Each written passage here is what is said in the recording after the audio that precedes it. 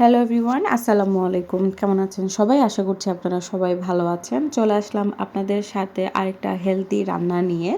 আজকে আমি দেশি কাঁচা কলা দিয়ে রান্না করব আর সেটা আপনাদের সাথে শেয়ার করব। কাঁচা কলার ভর্তা মানে কাঁচা কলার খোসা ভর্তা রেসিপি আপনাদের সাথে আমি অলরেডি শেয়ার করেছি। এখন কাঁচা কলা কীভাবে রান্না করতে হয় সেটাও আপনাদের সাথে শেয়ার করব। এটা আমার অন্যতম একটা ফেভারিট খাবার।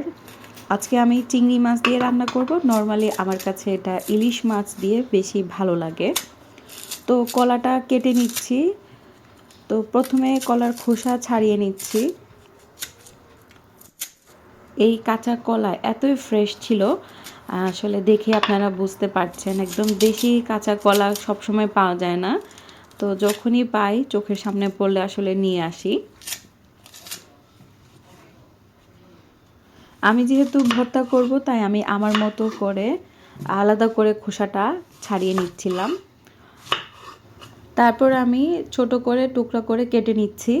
আপনারা আপনাদের পছন্দ অনুযায়ী টুকরা করে কেটে নেবেন।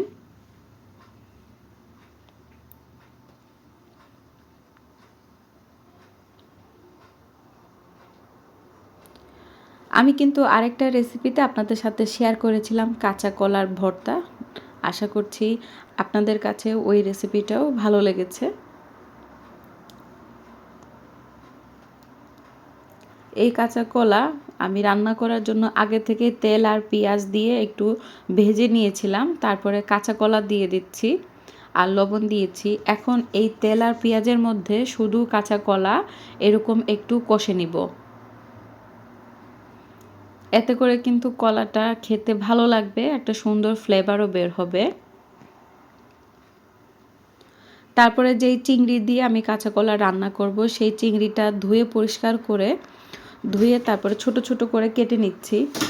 এইভাবে কেটে নিলে তারপরে কিন্তু ছোট ছোট বাইট পড়বে মুখের মধ্যে, খেতে ভালো লাগবে। আপনারা চাইলে আস্ত চিংড়ি দিয়েও করতে পারেন, যেহেতু এগুলা কিং সাইজের ছিল তাই ছোট করে কেটে নিয়েছি।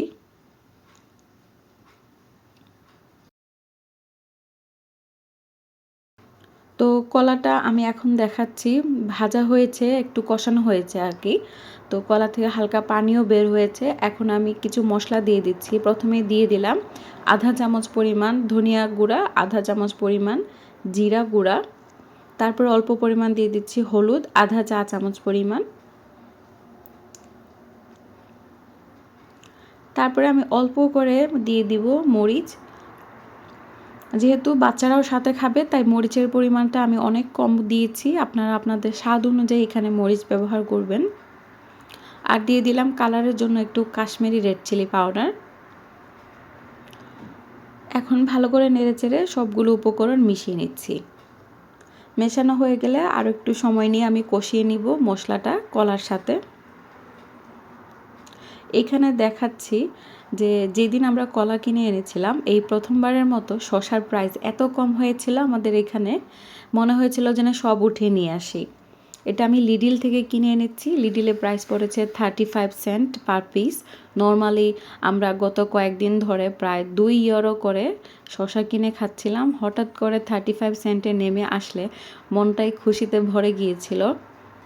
মানে এই যে দাম বেড়েছে, এই দাম বাড়ার পরে এই প্রথম দেখলাম এত পরিমাণে আর কি দাম কমে এসেছে।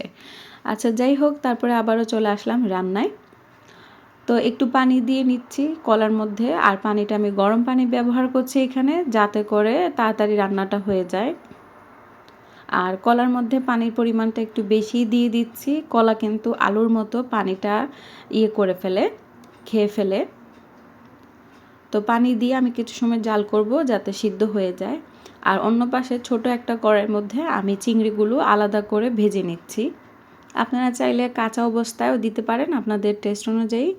আমার কাছে ভেজে দিলে চিংড়ির যে একটা ফ্লেভার বের হয় সেটা আমার কাছে অনেক বেশি ভালো লাগে।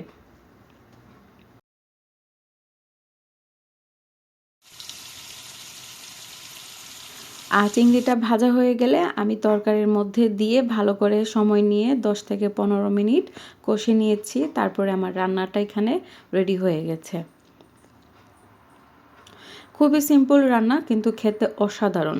আপনারা কারা কারা এইভাবে কলা দিয়ে চিংড়ি দিয়ে রান্না করে খেয়েছেন অবশ্যই আমাকে কমেন্ট করে জানাবেন।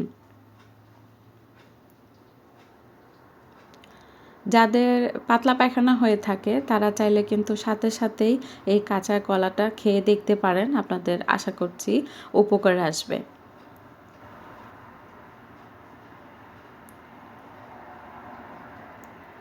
তো আজকের রেসিপি আপনাদের কাছে কেমন লেগেছে অবশ্যই আমাকে কমেন্ট করে জানাবেন। ভালো লাগলে চ্যানেলটি সাবস্ক্রাইব করবেন, লাইক করবেন, শেয়ার করবেন, আমার সাথেই থাকবেন।